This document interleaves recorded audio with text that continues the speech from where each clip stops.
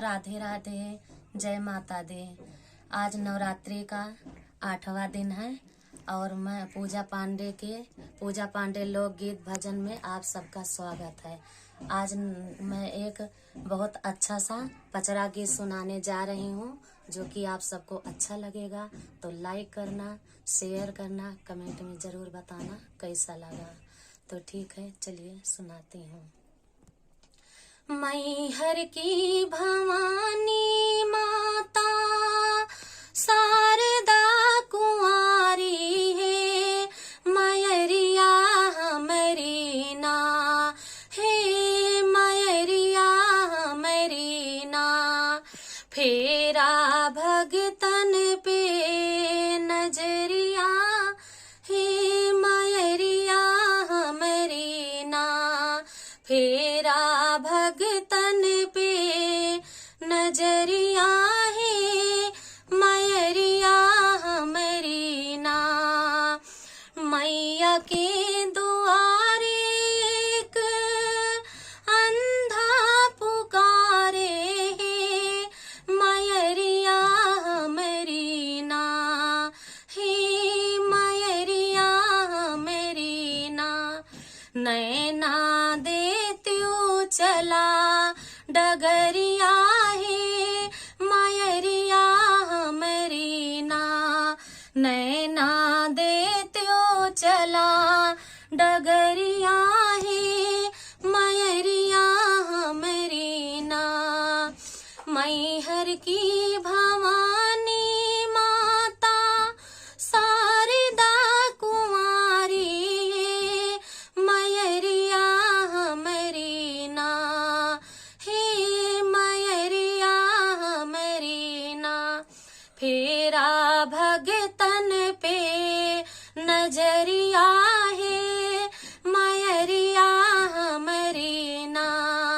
मैया के दुआर एक बाझन पुकारे मैया के दुआर एक बाझन पुकारे मैरिया हमारी ना हे मैरिया हमारी ना। ना बक देत्यो चला डगरिया है मैरिया हमारी ना। बालक देत्यो चला डगरिया है मैरिया हमारी ना। मैहर की भवानी माता शारदा कुंवारी मैरिया हमारी ना हे मैरिया हमारी ना। फेरा भगतन पे नजरिया है मैरिया हमारी ना।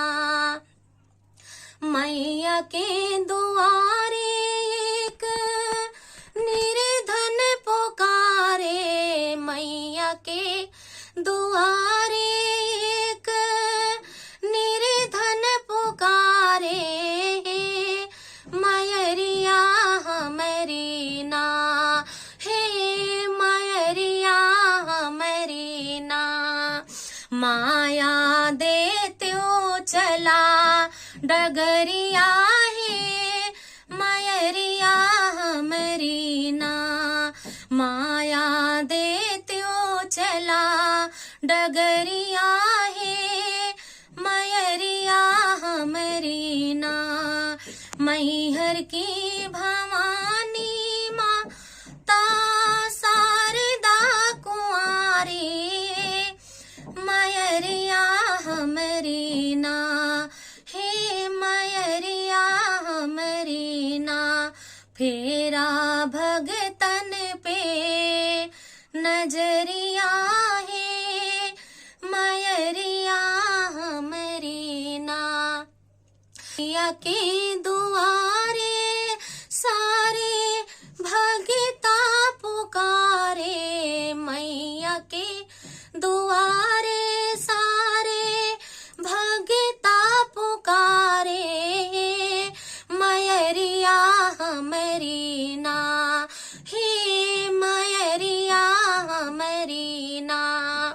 दर्शन देत्यो चला डगरिया है मयरिया हमरी ना।